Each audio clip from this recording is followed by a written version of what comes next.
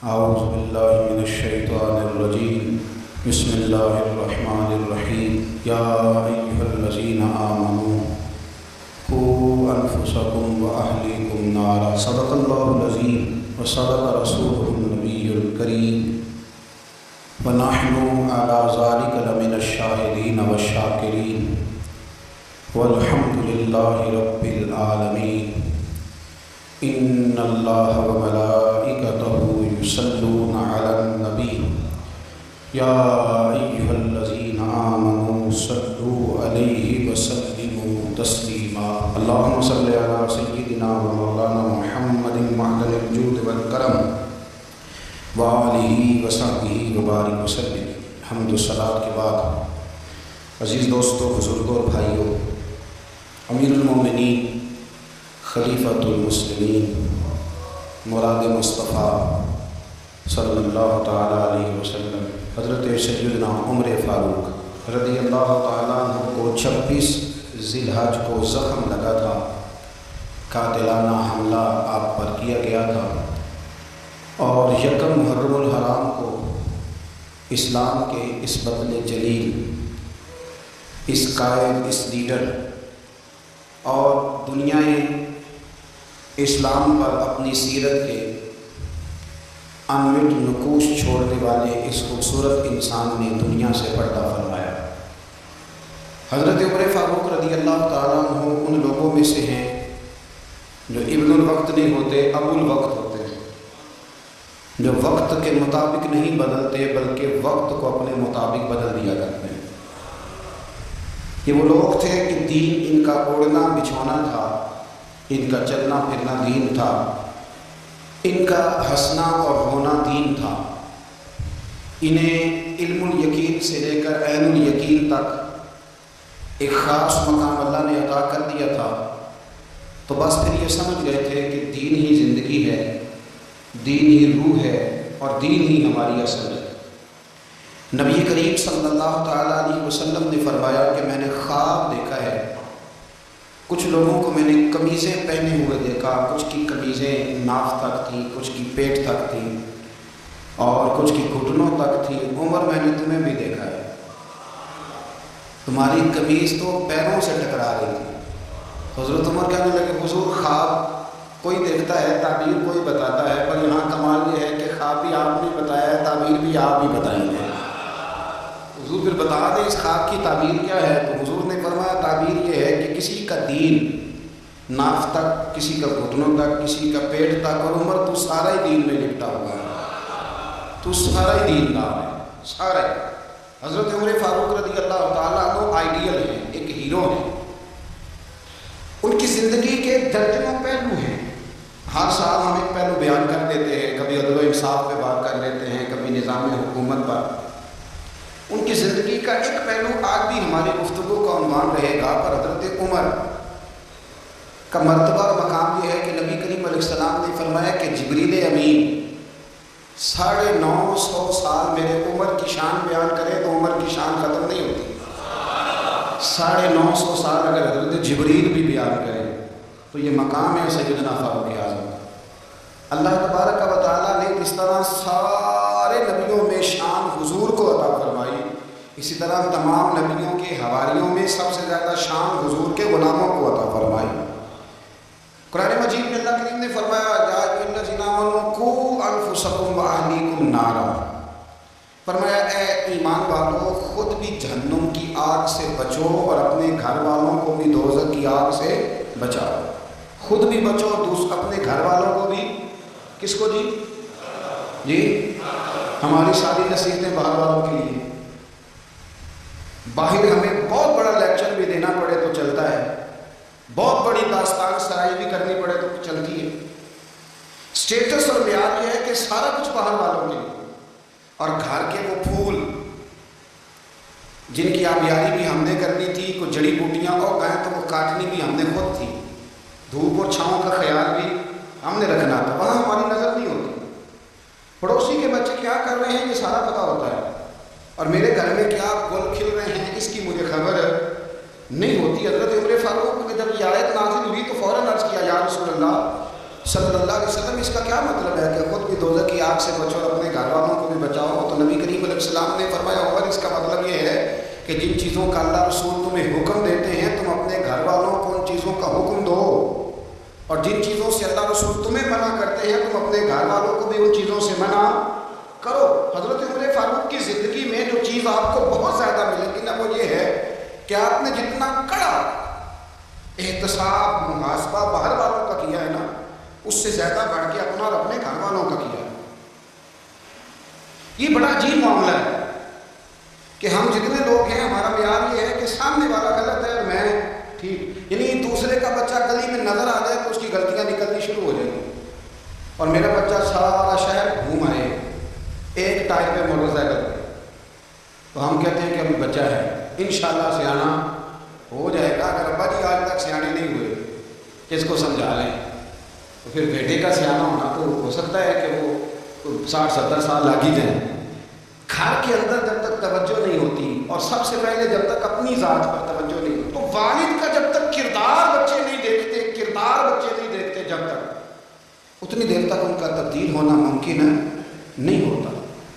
حضرت عمر فاروق رضی اللہ تعالیٰ عنہ نا باہر والوں کا بھی بڑا سخت حساب کرتے تھے۔ بڑا ایک گورنر صاحب نے لباس بڑا شاندار پہننا شروع کر دیا تھا تو حضرت عمر نے اتروا کے نا تو انہیں ٹاٹ کا لباس پہنا کے تو اونٹ چرانے کی ڈیوٹی دے دی۔ اتنا سخت احتساب کرتے۔ کسائی کی دکان پر بھی 1-2 گھنٹے کھڑے ہوتے تھے۔ جو آدمی مسلسل 2 دن گوشت خریدتا تھا نا فرماتے تھے اس کا ٹیکس بڑھا دو، لوگوں کو دال نہیں مل رہی اور یہ روز گوشت کھاتا ہے۔ حضرت فاروق اعظم اس کو جزیہ کہا جاتا تھا یا کچھ اور معاملات ہوتے تو بڑھا دیتے۔ مسلسل جو 2 دن آدمی گوشت کھاتا تھا فرماتے تھے مدینے میں غربت ہے، اگر یہ والا نظام تم کرو گے تو غریب لوگ کس کی طرف دیکھیں گے۔ لیکن اس سے زیادہ بڑھ کر جو ان کی زندگی کا معیار اور سٹیٹس تھا وہ یہ تھا کہ اپنے گھر کا خاص خیال رکھتے، خاص توجہ کرتے۔ ملک شام سے اور ایران سے کچھ لوگ آپ کی خدمت میں آئے تو وہاں سے کچھ کنیزیں بھی آئیں، ان کے بادشاہ پیغام لے کے۔ شاہ ایران کی کنیز کو ملکہ نے کہا کہ نا حضرت عمر کی زوجہ کو دیکھ کے آنا ذرا کس طرح کی۔ ہمارے ملک میں کیا کہتے ہیں خاتون اول، جی خاتون، باقی سارے دونوں میں خاتون اول، ذرا خاتون اول کو دیکھ کے آنا۔ تو وہ جب آئی نا گھر میں ملنے تو کہا کہ مجھے میری ملکہ نے کہا تھا کہ عمر کی زوجہ سے اہلیہ سے ملاقات کر کے آنا۔ تو حضرت عمر کی اہلیہ نے نا ایک جوڑا کپڑوں کا دے دیا ملکہ کے لیے اور ایک خوشبو کی شیشی دے دی۔ اب جب وہ تحفے وہاں پہ گئے تو اس ملکہ نے نا کچھ سونے کا سامان بھیجا، کچھ زیورات بھیجے، کچھ تحائف بھیجے۔ جب حضرت عمر کے گھر آئے نا وہ خادم لے کے آیا، اس نے کہا جی آپ کی اہلیہ نے تحفے بھیجے تھے، تو جواب میں شاہ ایران کی بیوی نے یہاں جس ملک کا وہ سفیر تھا انہوں نے بھی یہ بھیجے ہیں۔ تو حضرت عمر فاروق نا وہ تحفے لے کے گھر گئے تو جا کے کہنے لگے اپنی اہلیہ سے یہ تو کب سے تحفے تحائف بھیجنے لگ گئی ہے، یہ کب سے نظام شروع ہو گیا؟ تو حضور تحفہ دینا لینا تو ٹھیک ہے، سنت ہے، محبت بڑھتی ہے، تو یہ کوئی قباحت نہیں، اور میں نے اپنی ذاتی استعمال کے لیے جو چیزیں رکھی تھی وہ میں نے دی ہیں۔ تو حضرت عمر فاروق رضی اللہ تعالیٰ عنہ فرمانے لگے ہم نے کسی ملک کے ساتھ اور اس کے بادشاہ کے ساتھ ذاتی تعلق نہیں بنانا، تعلق جو بھی بنے گا رسول اللہ کے دین کی برکت سے بنے گا۔ ذاتی رشتے نہیں ہم نے قائم کرنے، ذاتی۔ آپ کے ملک کی جو ایئر لائن جس کا ہر سال خسارے کا ڈنڈورا پیٹا جاتا ہے نا، وہ ہمارے بادشاہ صاحب اور صدر صاحب اگر غیر ملکیوں کو گھوڑا کبھی بھیجنا ہو نا، گھوڑا تو پورا ایک جہاز گھوڑا لے کے تحفے میں جاتا ہے، پورا جہاز غریب قوم کا یہ سرمایہ۔ قوم بڑی بادشاہ ہے، لائنوں میں لگ کے ووٹ دیتی ہے، 2 کام ہمیشہ لائن میں لگ کے کرنے، ایک بل لائن میں لگ کے جمع کرانا ہے اور ایک ووٹ لائن میں لگ کے، تاکہ پھر پورے 5 سال لائن میں ہی لگے رہے۔ مرضی سے آپ ووٹ دینا پر جو بات درست ہے اس کو سنو۔ حضرت عمر فاروق رضی اللہ تعالیٰ عنہ نے اپنی اہلیہ سے پوچھا کتنے کا تھا وہ تیرا جوڑا اور خوشبو کی شیشی؟ انہوں نے کہا 3 دینار کی۔ فرمایا یہ 3 دینار تیرے اور باقی جو تحفے آئے ہیں وہ تو خود کہہ، چونکہ اس نے تیرے نام بھیجے ہیں، تو کہہ کہ میں مالک غنیمت میں دیتی ہوں، تو کہہ میں مسلمانوں کو کہہ۔ تو زوجہ ہنس پڑی، کہنے لگی میں نام بھی کہوں تو مجھے کہنا تو پڑے گا ہی، کہنا تو میں نے ہے ہی، کیونکہ سامنے عمر فاروق ہیں، لہذا پر میں کہہ دیتی ہوں میں نے دیا خزانے کو۔ حضرت عمر نے جمع کرا لیا، یہ کیا بات ہے؟ میرے گھر والے جو مرضی کریں، ان کا معیار زندگی جس طرح کا مرضی ہو۔ اور حضرت عمر ایک جملہ کہا کرتے تھے، اللہ کرے کہ یہ باتیں اس دور حاضر میں ہماری سمجھ میں آئیں۔ حضرت عمر فاروق رضی اللہ تعالیٰ عنہ اپنے بچوں کو فرمایا کرتے تھے کہ بہت آدمی کو بھوک لگی ہو نا اور پھر اس کی پسند کا کھانا پکا ہو، اتنے شوق سے وہ اس کھانے کو دیکھتا ہے نا، فرمایا اس طرح پوری قوم اپنے بادشاہوں کے خاندان کو دیکھتی ہے، اس تیزی کے ساتھ دیکھتے ہیں کہ ان کے گھر میں کیا ہو رہا ہے، ان کا معیار زندگی کیا ہے، ان کا سٹیٹس کیا ہے۔ سیدنا فاروق اعظم رضی اللہ تعالیٰ عنہ نے اپنے گھر کے اندر اپنے بچوں، آپ کے بچے دونوں کاروبار کے لیے مصر گئے تھے، تو وہاں کے گورنر صاحب نے لوگوں سے ایک بہت بڑا قافلہ گیا مدینے سے مصر تجارت کے لیے، جاتے ہیں نا آج بھی قافلے کئی ملکوں میں، تو یہ گئے تجارت کے لیے، تو حضرت عبداللہ ابن عمر، حضرت عبید اللہ ابن عمر، حضرت عمر کے دونوں بیٹے گئے، جناب عمر فاروق کے بچے جب وہاں پہنچے تو مصر کے گورنر نے نا لوگوں کو تعارف کرایا کہ یہ عمر فاروق کے بیٹے ہیں، یہ حضرت یہ چودھری کے بیٹے کو کون بتاتا ہے کہ تو چودھری کا بیٹا ہے؟ باہر والے بتاتے ہیں، گھر والے جی، اور شیخ صاحب کے بیٹے کو کون بتاتا ہے کہ تو شیخ صاحب کا بیٹا ہے؟ اور مالک کو کون بتاتا ہے کہ تو مالک کا بیٹا ہے اور یہ تو کرایہ دار ہے؟ یہ کون بتاتا ہے؟ یہ سوچ ہم دیتے ہیں بچوں، چودھری اور کمی کی سوچ، امیر اور غریب کی سوچ، مالک اور کرایہ دار کی سوچ، گھر کے مالک کی اور کام کرنے والے کی سوچ، یہ ہم دیتے ہیں۔ یاد رکھنا کہ ہم دیتے ہیں، کہ ہمارا مزاج ہے، یہ باہر سے نہیں آتا۔ تو کوئی شہزادہ ہے، تو سیٹھ ہے، تو نواب ہے، یہ سوچ باہر سے نہیں آتی، یہ اماں سوچ دیتی ہے، اماں، یہ ابا سوچ دیتا ہے۔ اور پھر جب تباہی اترتی ہے تو اس کے ذمہ دار بھی باہر والے نہیں ہوتے، گھر والے ہوتے ہیں، گھر والے۔ ہمارے بچوں کی طبیعتوں پر زیادہ نقش باہر والوں کا نہیں ہوتا، گھر والوں کا ہوتا ہے، یاد رکھیے گا۔ حضرت عمر فاروق رضی اللہ، بچے ہیں، شہزادے ہیں، وہ کاروبار کرنے گئے اور وہاں لوگوں نے بتایا، گورنر صاحب نے کہ یہ فاروق اعظم کے بچے امیر المومنین کے، لوگوں نے ان سے زیادہ مال خریدا، تجارت میں زیادہ نفع ہوا، ظاہر ہے کہ وہ آپ کے جو اللہ خیر کرے حکمران ہیں، ان کے کاروبار کتنے ملکوں میں ہیں، کس بنیاد پر ہے؟ وہ صرف اس بنیاد پر کہ وہ حکمران رہے، ان کے لیے آسان تھا بڑے لوگوں سے تعلقات بنانا۔ حضرت عمر فاروق رضی اللہ تعالیٰ عنہ کے بچے ڈھیروں مال کما کے جب واپس آئے نا، تو حضرت عمر سے آ کے بچوں نے بطور محبت کا، ابا جی اللہ نے بڑا ہی فضل کیا، بڑا مال کمایا الحمدللہ، یہ دیکھیں کتنا نوازا ہے۔ تو حضرت عمر کہنے لگے سارے قافلے نے اتنا ہی کمایا، سارے قافلے نے اتنا ہی کمایا؟ تو حضور نہیں، سارے قافلے نے اتنا نہیں کمایا، سب کو اتنا نہیں ملا۔ وہ تو وہاں گورنر صاحب نے لوگوں کو تعارف کرایا تھا کہ یہ عمر کے بچے ہیں، تو لوگوں نے پھر ہم سے بڑا ہی خریدا۔ تو حضرت عمر فرمانے لگے ٹھیک ہو گیا، میں بات سمجھ لی، اس طرح کرو جو تمہاری اصل زر تھی نا، جو راز تھی وہ رکھ لو، اور باقی سارا مال مال خزانہ میں جمع کرا دو، اس لیے کہ یہ تم نے تجارت نہیں کی، یہ تم نے اپنے باپ کا نام بیچا ہے، یہ تم نے امیر المومنین کے بیٹے ہونے کا فائدہ اٹھایا ہے۔ فرمایا یہ تمہارا نہیں حق، یہ مسلمانوں کا، اس لیے کہ یہ مال تم نے محنت سے نہیں کمایا، یہ باپ کی کرسی کا فائدہ اٹھایا ہے۔ اور فرمایا اگر تم نے مال جمع نہ کرایا تو میں مال بھی لے لوں گا زبردستی اور کوڑے بھی ماروں گا، ڈبل سزا دوں گا، مرضی سے جمع کراؤ گے تو کوڑوں سے بچ جاؤ گے۔ بڑے بیٹے نے تو جمع کرا دیا، تو چھوٹا تھوڑا پریشان ہوا، تو حضرت عبداللہ ابن عمر چھوٹے کا ماتھا چوم کے کہنے لگے بیٹے چپ کر کے جمع کرا، یہاں بھی فخر کر کے ہم عمر کے بیٹے ہیں، اور قیامت میں بھی فخر کریں گے کہ ہم فاروق اعظم کے بیٹے ہیں، یہاں بھی ناز کریں گے اور وہاں بھی ناز کریں گے کہ عمر کے بچے ہیں، ہمارے باپ نے خود بھی حلال ہی کھایا ہے، اور جب ہماری کمانے کی باری آئی ہے تو ہمیں حکم بھی حلال کھانے کا دیا۔ بھائی ہمارا مزاج نہیں، بچہ جب لے کے آتا ہے 2 لاکھ روپیہ تو کبھی پوچھے کہاں سے آیا، جب وہ پہلے دن غلط دوستوں کے پاس جا کے بیٹھتا ہے تو کبھی نکالا کرتے ہیں اسے۔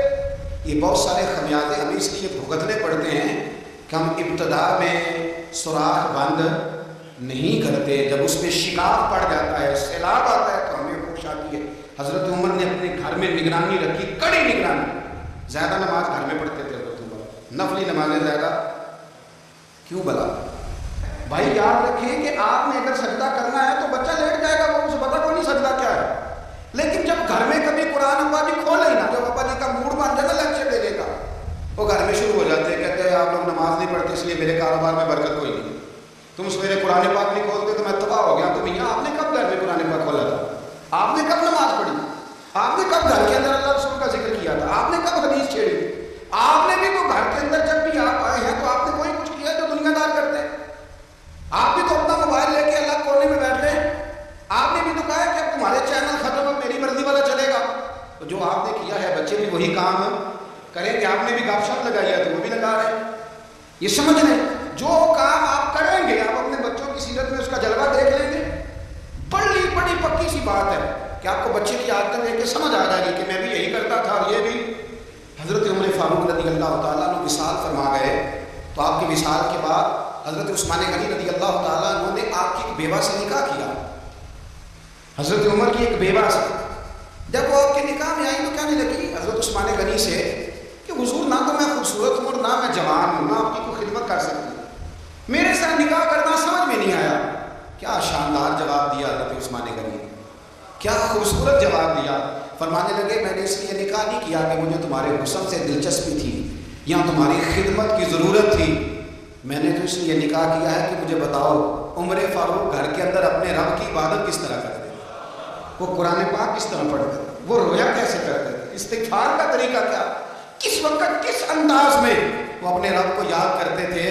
اس لیے کہ عمر کئی دفعہ گھر سے آتا تھا تو میں اس کے چہرے پر نور دیکھا کرتا تھا، میں روشنی دیکھتا تھا، ایک معیار دیکھتا تھا. نکاح اس لیے کیا ہے کہ مجھے عمر کی جو گھر کے اندر کی عبادت ہے اس سے آگاہ کرو تاکہ عثمان غنی بھی چاہتے ہیں اس طرح کے عمل کرو جس طرح کے عمر فاروق کر کے گئے. بھائی جب تک ہم اپنے گھر میں وہ توجہ نہیں دیں گے، وہ مزاج دیکھیں نا، ہمارے گھروں میں جب نقشہ پاس ہوتا ہے تو ٹی وی لان بھی اس میں ہوتا ہے، ڈرائنگ روم بھی ہوتا ہے، نماز کی جگہ بھی ہوتی ہے نقشے میں. صحابہ جب گھر بناتے تھے تو ایک مسجد بیت کا نقشہ پاس کرتے تھے، ذہن میں رکھتے تھے کہ یہ کونا نماز کے لیے، وہاں جوتے لے کے کوئی نہیں جائے گا، وہاں نماز پڑھی جاتی تھی، عورتیں وہاں اعتکاف کرتی تھیں. ٹی وی لان تو آ گیا ہے اور گھر کے اندر ٹی وی رکھنے کے لیے تو ایک کمرہ الگ سے بنا دیا گیا ہے، اور اب جو نئے نقشے پاس ہو رہے ہیں اس کے اندر گھروں کے اندر جگہ بنائی گئی ہے جہاں کمپیوٹر رکھے جائیں اور بچوں کے لیے وائرنگ ہوگی نیچے تاکہ انہیں کوئی مشکل درپیش نہ ہو. یہ ساری چیز ہم نے نہانے کے لیے گھروں کے اندر اتنے بڑے واش روم بنائے ہیں کہ لگتا یہ ہے کہ سوائے نہانے کا اور کام ہی نہیں کوئی گھر میں ہوگا. ہر چیز آ گئی، اور اللہ کرے کوئی تفسیر بھی ٹیبل پہ پڑی نظر آئے، کوئی حدیث کی کتاب بھی ٹیبل پہ پڑی نظر آئے. اللہ کرے کہ جس طرح ابا لطیفہ سن کے آتا ہے تو جب تک سنانا لے اسے ہضم نہیں ہوتا، اللہ کرے کہ وہ جمعے میں بیان سن کے جائے تو اس کا بھی دل کرے میں اپنے بچوں کو سناؤں. وہ نبی پاک کی کوئی حدیث کہیں سے سنے تو گھر جا کے سنائے. جب تک یہ معیار نہیں بنتا آپ کیسے توقع کرتے ہیں کہ گھر کے اندر اللہ کی رحمت نازل ہو؟ آپ یہ کیسے توقع کرتے ہیں کہ گھر کے اندر وہ معیار وہ مزاج بنے گا؟ حضرت عمر فاروق نے ذاتی زندگی پر جو توجہ دی، گھر والوں کے معیار پر جو توجہ دی حضرت عمر فاروق رضی اللہ تعالیٰ عنہ، وہ بھی بڑی دیدنی ہے. حضرت ابو موسیٰ اشعری کو نا آپ نے وزیر خزانہ بنایا، وزیر خزانہ. تو حضرت ابو موسیٰ اشعری کہتے ہیں کہ حضرت عمر کو شہر خزانے میں رہنے تو دیتے نہیں تھے. ایک دن میں صفائی کر رہا تھا اس کمرے کی جس میں خزانہ رہتا تھا. ہمارے تو ملک میں جو جاتا ہے وہ صفائی کر کے ہی جاتا ہے، اللہ خیر کرے. اور خیر معیار بدلتا ہے. جو پچھلی حکومت ہوتی ہے وہ قرضہ اٹھاتی ہے، وہ باہر سے جاتی ہے تو قرضہ لے کے آتی ہے، اور جو نہیں آتی ہے وہ کہتی ہے ہمیں پیکج مل گیا. وہ قرضہ نہیں اٹھاتے، ان کو کیا ملتا ہے؟ یعنی پچھلی نے قرضہ لیا تھا اور ہم نے، واہ جی واہ کیا خوبصورت انداز ہے، اس کا نام بدل کے نا انہوں نے قرضہ لیا تھا اور ہم نے، میں کہا بڑے شاندار سیانے بندے ہو گئے. اور اللہ تعالیٰ خیر فرمائے ہمارے جو بڑے شاندار قسم کے دوست ہیں نا، شاندار جن کا مطلب ادب سے نام لیتے ہیں، وہ عرب کے بادشاہ. ہم تو عرب خالی کہتے بھی نہیں، عرب شریف کہتے ہیں، عرب شریف. انہوں نے پتہ کیا کیا ہے؟ انہوں نے اس طرح کیا ہے کہ جو کشمیریوں کا قاتل تھا نا اس کے گلے میں میڈل ڈال دیا. وہ گئے کام وہ کرتے رہتے ہیں. انہوں نے پہلے انہیں بلا کے مندر بھی بنوائے تھے، ہمیں کوئی شکوہ نہیں، ان کی زمین ہے، اللہ تعالیٰ توفیق عطا کرنے والا ہے.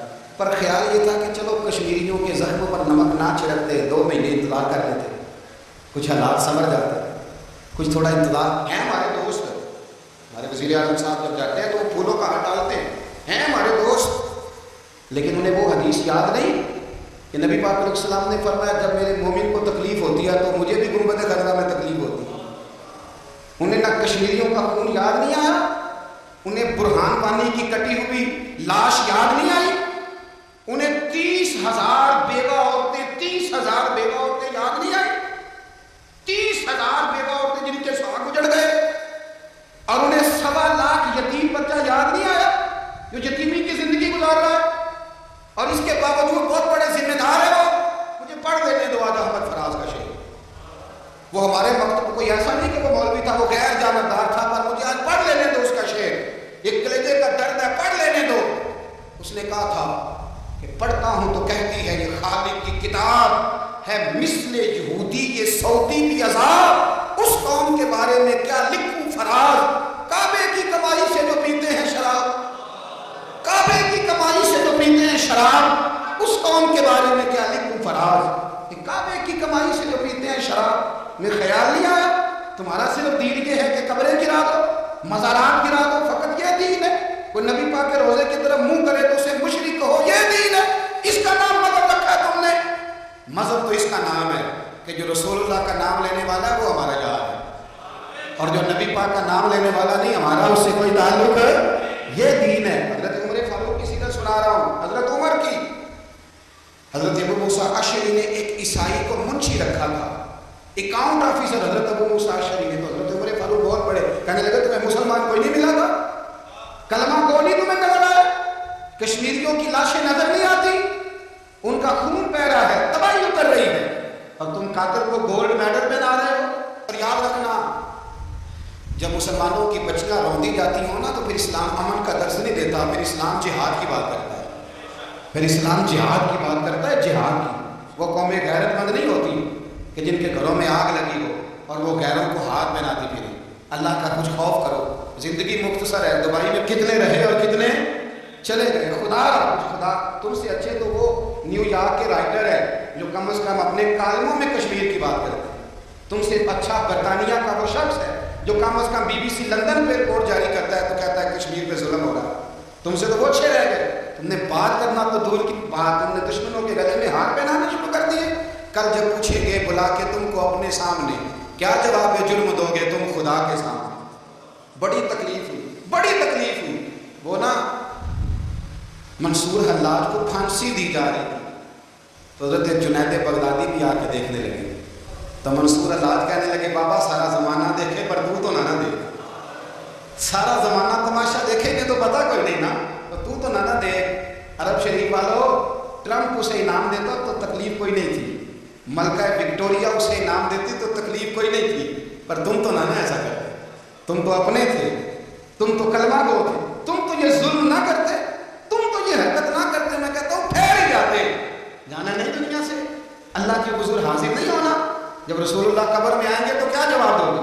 خدا، حضور نے فرمایا تھا گناہ روک نہیں سکتے تو دل میں ہی برا جانا، ذالک اضعف الایمان، یہ کمزور ایمان ہے، کم از کم اتنی حد تک تو آ جاؤ، دشمن سے گلے تو نہ ملو، خدا سمجھے۔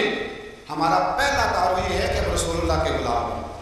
اقبال نے کہا تھا وطن کا بت نہ بنانا، وطن کو بت نہ بنانا، اقبال کہنے لگے ان تازہ خداؤں میں بڑا سب سے وطن ہے، جو پیرہن اس کا ہے وہ مذہب کا کفن ہے، اس لیے کہ بازو تیرا توحید کی قوت سے قوی ہے، اسلام تیرا دیس ہے، اسلام تیرا دیس ہے، کیونکہ تو مصطفی ہے، تو نبی پاک والا ہے، مصطفیٰ والا، اسلام تیرا دیس ہے، تو مصطفی ہے۔ امریکہ میں جو مسلمان رہتا ہے ہمارا بھائی ہے، اور پاکستان میں جو مرزائی رہتا ہے اس سے ہمارا کوئی تعلق نہیں ہے۔ حضرت عثمان غنی نے اپنے چچا کے بیٹے سے کہا تھا کہ تو کلمہ نہیں پڑھتا تو تیرا میرا رشتہ کوئی نہیں، بلال حبش سے آیا ہے پر میرے نبی کا غلام ہے تو سگے بھائیوں سے بھی آگے ہے۔ ہزاروں قومیں وجود میں آئیں دہر میں خشک و تر کے رشتے سے، پر ہم نے بنیاد دوستی رکھی یاد خیر البشر کے رشتے سے، اپنی ملت پر قیاس اقوام مغرب سے نہ کر، خاص ہے ترکیب میں قوم رسول ہاشم،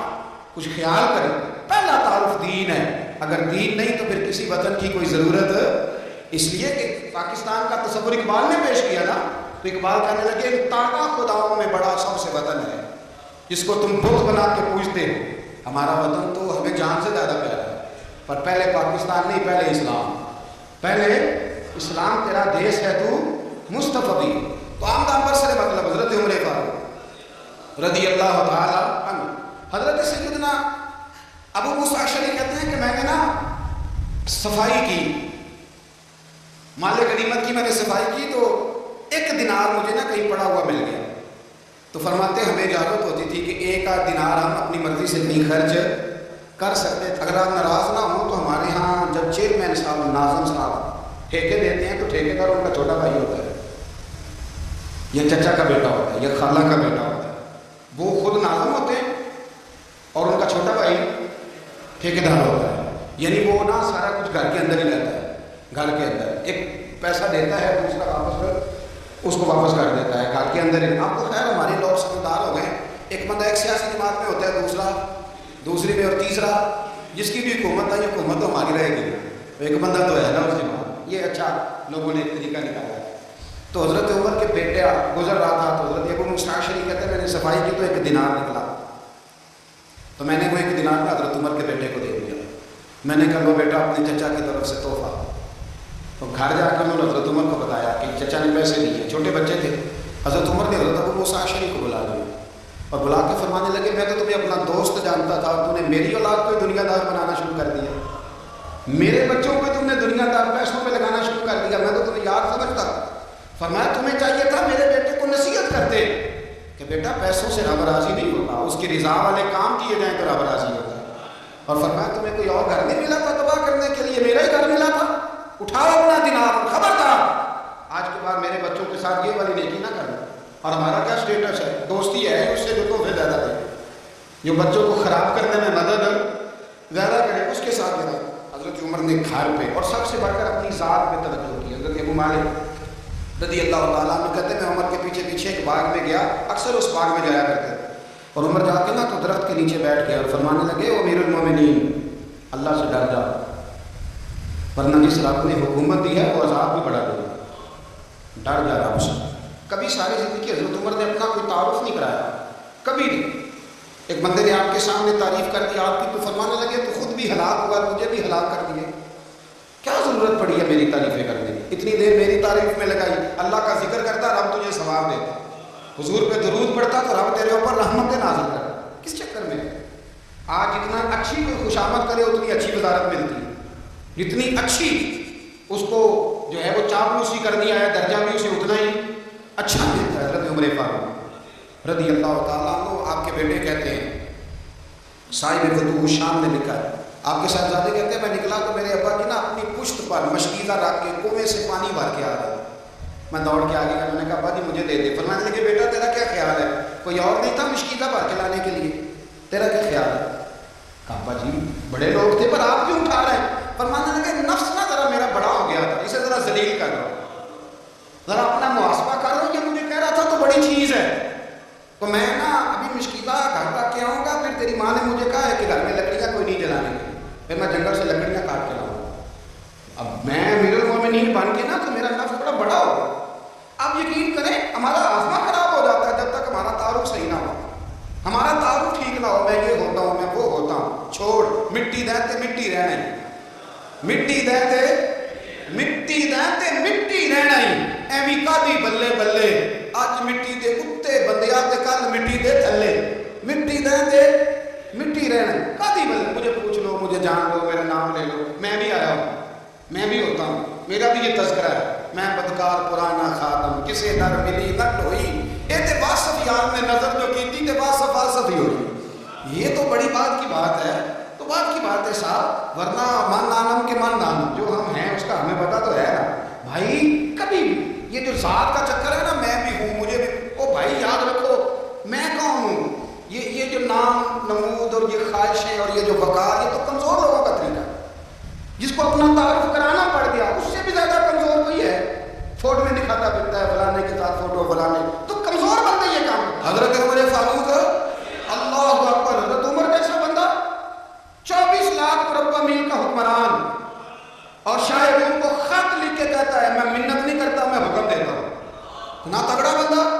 جنگ قادسیہ کے لیے حضرت صاحب بن ابی وقاص کو بھیجا، فتوح شام پڑھ کے دیکھیں، حضرت عمر بڑے پریشان ہیں، اتنے دن ہو گئے کوئی رپورٹ ہی نہیں آئی، اب تو موبائل ہے نا تو 1 منٹ کی رپورٹ لیں آپ، بلکہ آپ 1 منٹ کی فوٹو لیں آپ، رپورٹ تو دور رہ گئے۔ حضرت عمر فاروق رضی اللہ تعالیٰ عنہ بڑے پریشان ہیں کہ قادسیہ میں حضرت صاحب بن ابی وقاص کے ساتھ لوگ جہاد کرتے گئے، رپورٹ کوئی نہیں آئی، اتنے پریشان تھے کہ باہر نکل کے نا اس رستے پہ بیٹھ جاتے جو رستہ قادسیہ کی طرف سے آتا تھا، اس جو بھی آتا جاتا پوچھتے جنگ کے کیا حالات ہیں۔ ادھر جب اللہ نے فتح دے دی نا تو حضرت صاحب بن ابی وقاص رضی اللہ تعالیٰ عنہ نے ایک قاصد کو خط دے کے بھیجا، کہنے لگے عمر کے پاس جاؤ انہیں اطلاع دو کہ الحمدللہ اللہ نے اسلام کو فتح عطا کر دی۔ یہ حضرت عمر کو جا کے دینا، وہ بڑے پریشان ہوں گے۔ وہ جو اس زمانے میں اس طرح ہوتا تھا کہ کئی دور دور سے صحابہ جو دوسرے شہروں کے ملکوں کے رہنے والے ہوتے تھے وہ بھی آ کے شامل ہو جاتے تھے جہاد میں. کوئی ایک دفعہ مدینے آیا, کوئی 2 دفعہ آیا, پھر اپنے اپنے علاقوں میں. بہت سارے لوگوں نے زیادہ دفعہ حضرت عمر کو دیکھا بھی نہیں. وہ جو قاصد خط لے کے آیا تھا نا, اس نے ایک آدھ دفعہ دیکھا تھا, حضرت عمر بوڑھے ہو گئے, وہ پہچانتا نہیں تھا.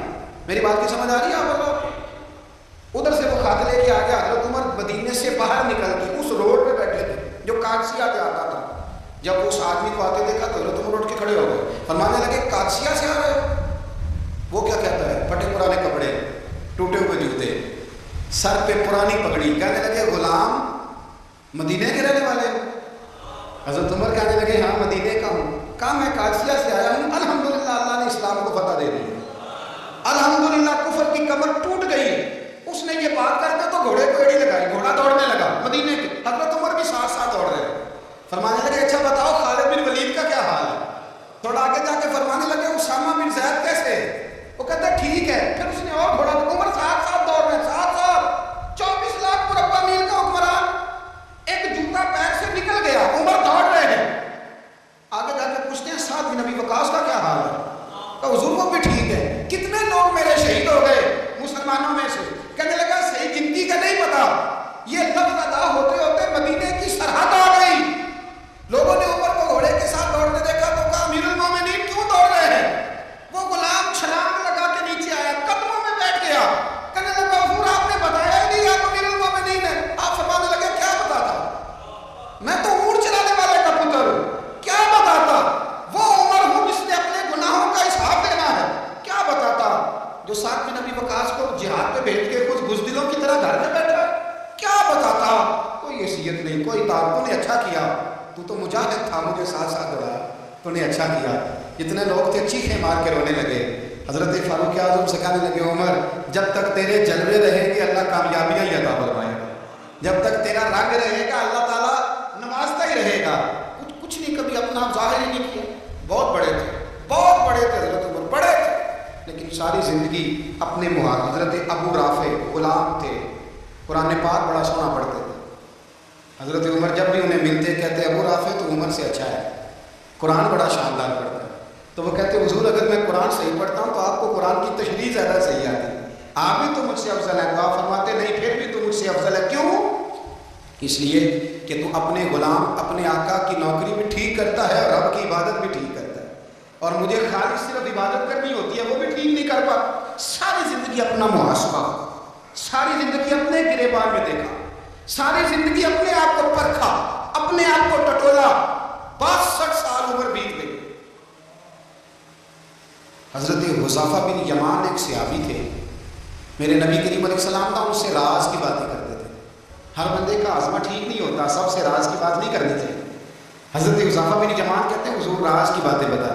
مدینہ منورہ میں جو منافقین تھے ان کی لسٹ بھی نبی پاک نے حضرت حذیفہ بن یمان کو دی تھی. جب کوئی مشکوک آدمی مر جاتا نا تو صحابہ کہتے ہیں ہم دیکھتے ہیں اگر حضرت حذیفہ نے جنازہ پڑھا تو ہم بھی جنازہ پڑھ لیتے. نبی پاک نے بھی کچھ جنازے نہیں پڑھے. ترمذی میں ہے, فرمایا عثمان سے جو بغض رکھے اس کا جنازہ نہیں پڑھے گا. حضرت حذیفہ بن یمان اگر جنازہ پڑھتے تو لوگ پڑھتے, وہ نہ پڑھتے تو لوگ جنازہ نہ پڑھتے. حضرت حذیفہ بن یمان کہتے ہیں جناب عمر فاروق کی خلافت کے آخری ایام میں کچھ دنوں کے بعد وہ شہید ہو گئے. فرماتے آدھی رات کا وقت تھا, میں گھر میں سویا تھا بڑا بے فکر, اچانک میرے دروازے میں دستک ہوئی, میں گھبرا کے اٹھا. اتنی رات کو کون آیا؟ کہتے قربان جاؤں, دروازے پہ گیا تو امیر المومنین فاروق اعظم دروازے پہ. میں نے کہا عمر کوئی حکم تھا تو مجھے بلا لیتے. کہنے لگے میں نا امیر بن کے نہیں آیا, تیرا ویر بن کے آیا. امیر المومنین کی سرکسیت سے سرکاری کام سے بلاتا تو وہاں بلاتا, مجھے ایک ذاتی کام پڑ گیا. کہتے میں نے عمر کو گھر کے اندر بلا کے چارپائی پہ بٹھایا. میں نے کہا حضور میں غریب آدمی, میں کیا آپ کے کام آ سکتا ہوں؟ تو کہتے انہوں نے نا مجھے ساتھ بٹھا لیا, پھر میرا ہاتھ پکڑ لیا. کہنے لگے تو عمر کو جانتا ہے؟ عمر جھوٹ نہیں بولتا. تو جانتا ہے عمر وعدوں کا پکا ہے؟ کہا حضور جانتا ہوں. کہا میں اس وقت آیا ہوں جب دیکھ بھی کوئی نہیں رہا. حضرت حذیفہ بن یمان کہتے ہیں پریشان ہو گیا, حضور بھیجا نہ بجھوایا, مہربانی کر بتائیں کدھر آئے ہیں. تو حضرت عمر فاروق فرمانے لگے 62 سال کا ہو گیا ہوں, 63 میں چل رہا ہے, داڑھی سفید ہو گئی ہے, پھل پک گیا, اٹھ فریدا ستیا, داڑھی آ گئی پور, اگا نیڑے آ گئے, پیچھا رہ گئے دور. اپنا اب قبر اشر کا معاملہ صاف نظر آنے لگا ہے. کہا حضور مجھ سے کیا چاہتے ہیں؟ حضرت عمر رو پڑے، کہنے لگے آج میں عشاء کے بعد نکلا ہوں تو نبی پاک کے صحابہ مجھے نیک کہہ رہے تھے، پھر میں نے بچوں کی ماں سے اور بچوں سے بھی پوچھا ہے، وہ بھی مجھ سے راضی ہیں، اور حذیفہ تیرے ساتھ نبی پاک راز کی باتیں کرتے تھے، سچ بتا کہیں عمر کا نام منافقوں میں شامل تو نہیں؟ سچ بتاؤ منافقین میں تو شامل نہیں، کہیں اوپر سے تو نہیں سارا کچھ؟ حضرت حذیفہ بن یمان کہتے ہیں میں باپ کے مرنے میں اتنا نہیں رویا جتنا عمر کے سوال میں رویا۔ میں قدموں میں بیٹھ گیا، میں نے کہا نہیں عمر یہ تو میں نے نہیں سنا، لیکن یہ میں نے نبی پاک سے ضرور سنا ہے کہ میرے بعد اگر کوئی نبی ہوتا تو عمر ابن خطاب ہوتا۔ یہ میں نے اپنے کانوں سے سنا ہے کہ عمر جس گلی سے گزرے شیطان راستہ بدل جاتا ہے۔ یہ میں نے اپنے کانوں سے سنا ہے کہ 950 سال حضرت جبریل جناب عمر کی شان بیان کرے تو پھر بھی بیان نہیں ہو سکتا، یہ میں نے ضرور سنا۔ دوستو ساری زندگی حضرت عمر کی اگر دوسروں کا محاسبہ کیا تو اپنا اور اپنے بچوں کا بھی کڑا خیال رکھا، اپنی ذات پر بڑی توجہ دی۔ جو لوگ اپنا بھول جاتے نا، ہمیں اپنی صحت کا بڑا خیال ہے لیکن اپنی روحانی زندگی کا کوئی خیال نہیں ہے، قلبی زندگی کا کوئی تصور نہیں۔ آپ یقین کریں موٹا آدمی کمزور ہونے کے لیے جدوجہد کرتا ہے، کمزور طاقتور ہونے کے لیے، لیکن جس کو کتنے دن بیت گئے اللہ رسول کی یاد میں رویا ہی نہیں، کتنے دن بیت گئے نہ سننے کو دل ہی نہیں چاہا، جسے مہینوں بیت گئے اور قرآن پاک کی طرف نظر ہی نہیں گئی، وہ فکر مند ہی نہیں۔ زندگی زندہ دلی کا نام ہے، مردہ دل کیا خاک جیا کرتے ہیں بھائی۔ حضرت عمر کی زندگی دور حاضر میں ہمیں یہ سبق دیتی ہے کہ کڑی نگرانی رکھو اپنے پودوں کی، کڑا خیال رکھو اپنے ذاتی بات کا، اور یہ جو تمہارے دل کی دنیا ہے یہ تمہاری روح کی زندگی ہے، اس کا محاسبہ کرتے رہو۔ نبی کریم علیہ السلام نے فرمایا اپنا حساب خود کر لو قبل اس کے کہ تمہارا حساب کیا جائے۔ اپنا حساب بولیے، اپنا حساب، ہم ساری دنیا کا حساب کرتے پھرتے ہیں، کوئی کہاں سے کماتا ہے کہاں کھاتا ہے، پر اپنا حساب حضور نے فرمایا حساب کر لو قبل اس سے کہ تمہارا حساب، مولا علی فرماتے ہیں نماز پڑھ لو قبل اس کے کہ تمہاری نماز پڑھی جائے، نماز پڑھ لو قبل اس کے کہ تمہاری، اپنا محاسبہ کرے، تھوڑا سا نا اوپر دائیں بائیں دیکھنے کی بجائے تھوڑی سی گردن جھکا کے، درویش کہتے ہیں پورے بندے نو میں لبن ٹریا تے جگ تے ملیا نہ کوئی، اپنے اندر چاہتی پائی تے میں تھوں برا نہ کوئی، تھوڑی سی نا تھوڑی سی اپنی طرف توجہ دیں۔ ہم نا بے چین وقت گزار رہے ہیں، بے قرار ہیں، بے سکون ہیں، سبب یہ ہے کہ ہم نے نا اپنا حساب کرنا چھوڑ دیا ہے۔ حساب کرو گے بے حساب تو بندہ روٹی کھا لے تو بیمار ہو جاتا ہے، اور اگر زندگی بے حساب گزرے، گناہوں کا حساب ہی نہ کیا جائے، تقوی کی طرف توجہ ہی نہ کی جائے تو پھر زندگی دشوار ہو جاتی ہے۔ اور اللہ پوری امت مسلمہ کو ایک حضرت عمر فاروق رضی اللہ تعالیٰ عنہ کے طریقے پر چلنے والا لیڈر عطا فرما، ہمیشہ بدعت خیر الانام میں